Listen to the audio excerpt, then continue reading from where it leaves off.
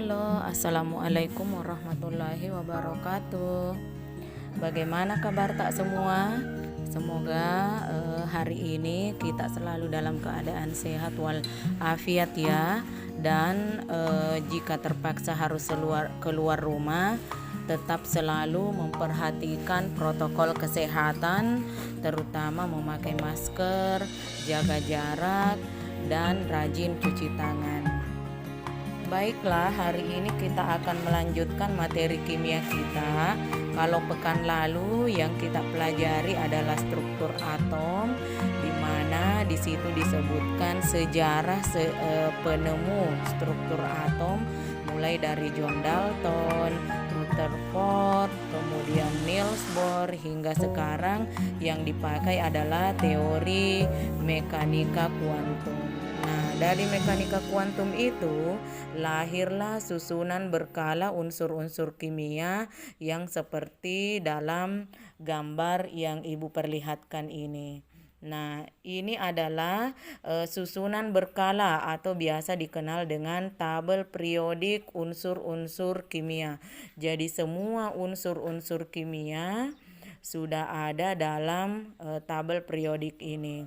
Misalnya H ini ada hidrogen, kemudian He ada helium, kemudian ada boron, ada karbon, ada natrium, kemudian ada emas, ada raksa, kemudian ada perak, ada besi. Mana besinya? Nah, ini ada besi dan seterusnya.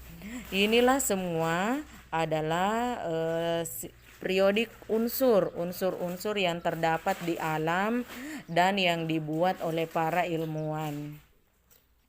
Nah, sekarang materi kita adalah mengenal unsur-unsur kimia dan sifat-sifatnya.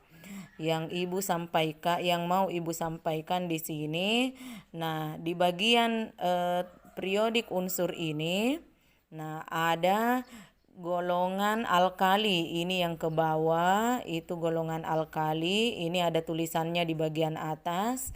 Kemudian yang kedua, ini tadi alkali 1A. Kalau kita zoom ini gambarnya nanti akan kelihatan ini golongan 1A alkali, ini golongan 2A alkali tanah, ini mulai dari Be ke bawah sampai Ra. Golongan 3 itu ada di sini. Nah, ini namanya aluminium. Jadi golongan 3 nama kelompoknya adalah aluminium, itu lurus ke bawah. Kemudian ada karbon di golongan 4A. Nah, kemudian ada golongan 5A nitrogen ke bawah. Nah, kemudian ada oksigen di golongan 6A. Ini semua sampai ke bawah.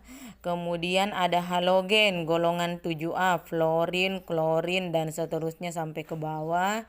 Kemudian ada gas mulia, ada helium, neon, argon sampai ke bawah. Nah, dalam tabel periodik ini, golongan 1A, 2A sampai dengan 8A itu disebut sebagai golongan utama. Nah, ini golongan utama. Nah, yang di bawah ini, yang agak ke bawah ini garisnya mulai dari SC sampai ZN. Nah, ini adalah golongan B atau golongan logam transisi. Nah, ini dia golongan logam transisi. Jadi kalau di sini mulai dari 3B, 4B, 5B, 6B, dan seterusnya. Jadi setiap barisan ini dari atas sampai ke bawah itu disebut sebagai golongan. Nah, kalau di sini ada tertulis periode. Periode itu dari kiri ke kanan. Ini periode 1, ada hidrogen, ada helium. Periode kedua ada litium, berilium, boron, karbon, nitrogen, oksigen, fluorin, dan neon. Periode ketiga mulai dari baris ketiga natrium sampai argon. Periode keempat ada kalium. Ini kalium, kalsium, skandium. Nah, untuk periode itu tetap termasuk golongan B. Jadi untuk periode itu baris horizontalnya itu tetap termasuk golongan B. Nah, kalau periode itu baris horizontal, jadi golongan A dengan golongan B bercampur jika yang disebut adalah periode.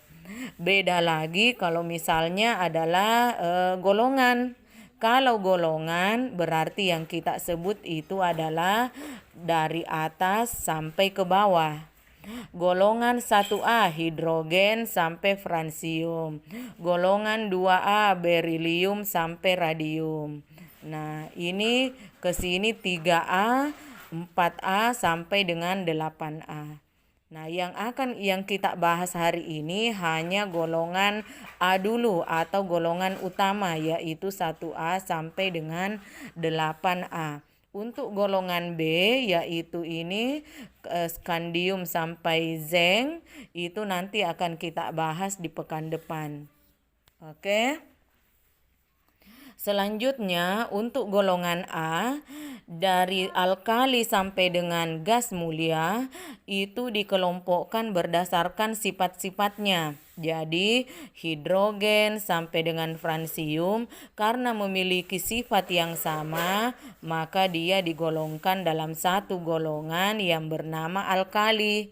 Begitu juga untuk golongan-golongan yang lain seperti alkali tanah, berilium, magnesium, sampai seterusnya itu dianggap sama sifat-sifatnya, maka disebutlah sebagai golongan alkali tanah. Oke.